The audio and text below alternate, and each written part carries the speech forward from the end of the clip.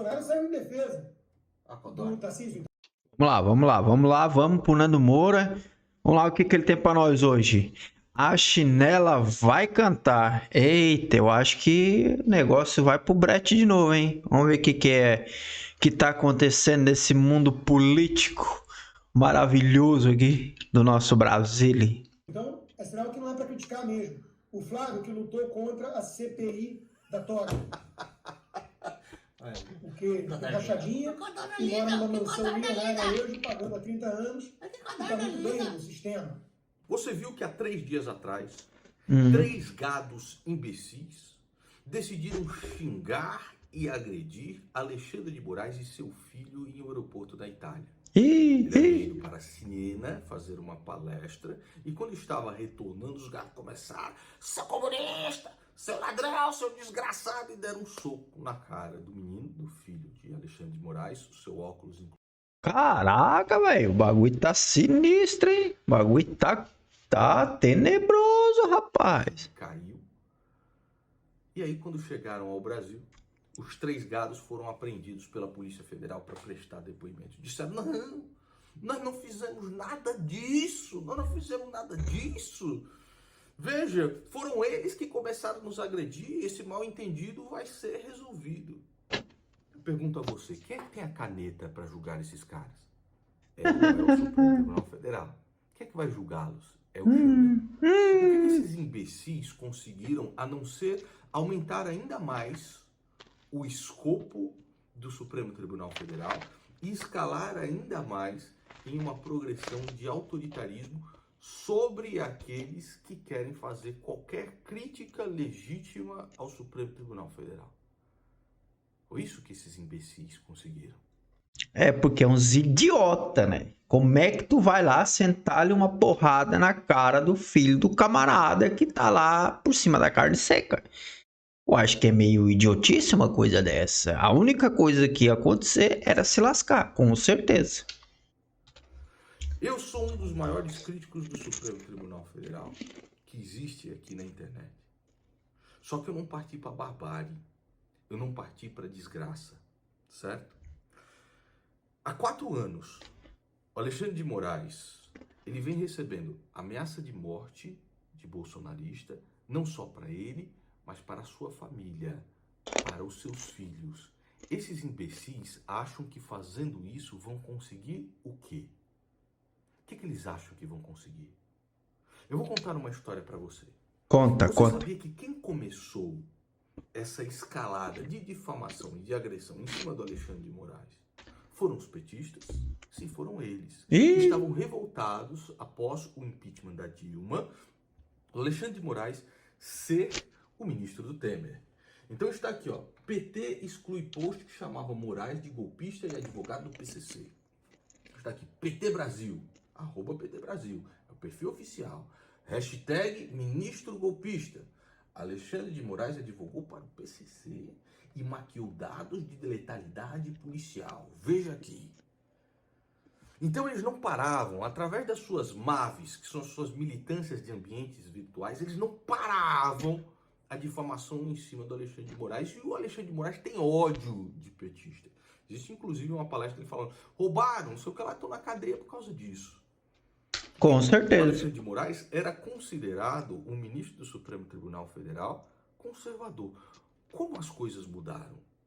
Como as coisas mudaram? Como hoje o PT vive uma lua de mel com Alexandre de Moraes e como esta difamação, todas essas agressões foram migradas para os bolsopetistas, gados de Bolsonaro, que hoje atacam Alexandre de Moraes sem parar. Como é que isso migrou?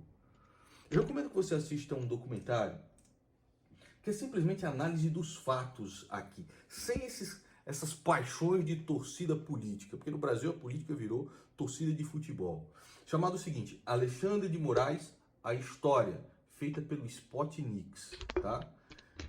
Você tem que assistir isso daqui para entender a trajetória do Alexandre de Moraes e como chegou a isso.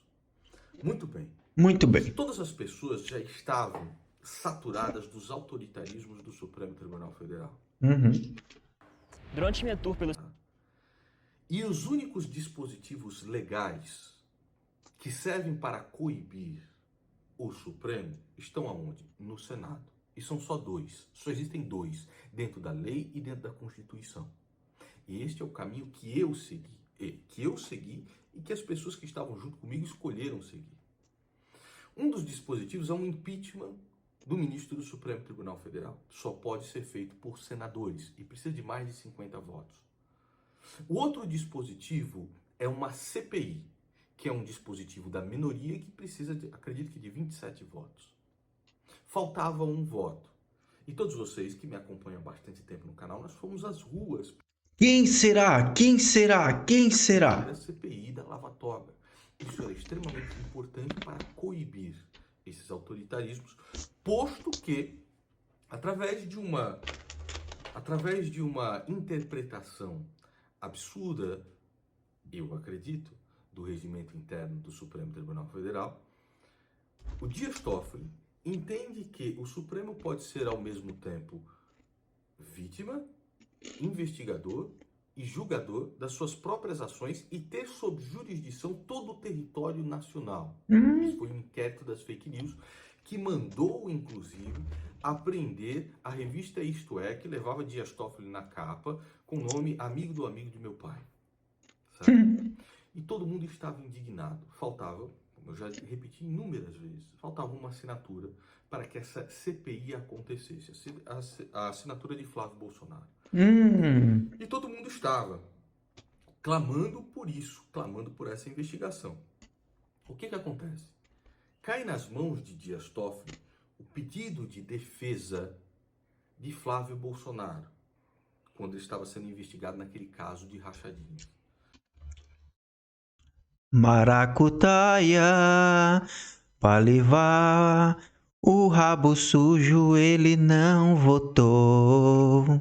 Dias Toffoli toma uma decisão que é paralisar todas as investigações de lavagem de dinheiro e do crime organizado, atendendo ao pedido da defesa de Flávio Bolsonaro e paralisando a COAF por 6 meses. Então os bolsonaristas e a sua militância tiraram o foco daquele que estabeleceu a CPI da fake news, que dava esses poderes todos ao Supremo Tribunal Federal, tiraram o foco de Alexandre de Moraes e foram para o Gilmar Mendes. E aí você via no Twitter, ninguém mais falava de Dias Toffoli, só se falava de Gilmar Mendes. É isso aí, impeachment no Gilmar Mendes, vamos fazer em cima do Gilmar Mendes. Enquanto Flávio Bolsonaro desarticulava a CPI da Lava Toga. Destruía, ele se uniu junto com o PT para ameaçar outros senadores para que não tivesse a CPI da Lava Toga. Tá? Então passa por Gilmar Mendes e aí não se fala mais do Dias Toffoli, se fala só do Gilmar Mendes. Gilmar Mendes, vamos fazer o impeachment do Gilmar Mendes desgraçado, sapão e tal. A militância bolsonarista não parava de atacar. Cai então na mão do Gilmar Mendes um pedido da defesa do Flávio Bolsonaro sobre o seu foro privilegiado. O Gilmar Mendes voltasse, ele teria foro privilegiado ou não. E aí adivinha o que acontece com a militância? O que será que aconteceu nessa hora? É bolsonarista. Não falam mais de Gilmar Mendes, não falam mais de Dias Toffoli, que foi ele que mandou abrir o inquérito dando superpoderes ao Supremo Tribunal Federal, e colocam foco em Alexandre de Moraes, porque os dois estavam com pedidos da defesa do Flávio Bolsonaro. Alexandre de Moraes, Alexandre de Moraes, Alexandre... E aí tudo aquilo que o PT falava de Alexandre de Moraes migra então para os bolsopetistas, que começam a utilizar isso para atacar. Novamente, eu peço que você assista o documentário Alexandre de Moraes, a história, está com 108 mil visualizações, que é muito pouco, e a história do Alexandre de Moraes até este momento. Aí o Monark vai lá no seu podcast e diz o seguinte: esse senador aí fica falando de CPI, de fazer CPI, não dá certo essas coisas, mano, essas coisas não dá certo, tá ligado? Aqui no nosso país, tá ligado? Nem tentaram. Quando se tentou, Flávio Bolsonaro destruiu. São os dois únicos dispositivos legais, a CPI e o impeachment. Então me diz o que dá certo, Monark. É você xingar Alexandre de Moraes no seu canal? Então vem me prender aqui, ó, caraca! É isso, dá certo? Dá certo? É você se tornar um mártir do gado bolsonarista, como foi Bob Jeff, como foi Sarah Winter, como foi Daniel Silveira. Dá muito certo isso daí. Já sei, é chamar os 7 quilos de beiço do Alan dos Santos para ele falar a respeito de Foro de São Paulo, comunismo e de como é que você entende as estruturas de poder quando ele estava junto com Flávio Bolsonaro para destruir o único dispositivo legal que nós teríamos para nos impor contra os autoritarismos. É isso que dá certo, Monarca? Me diz. Me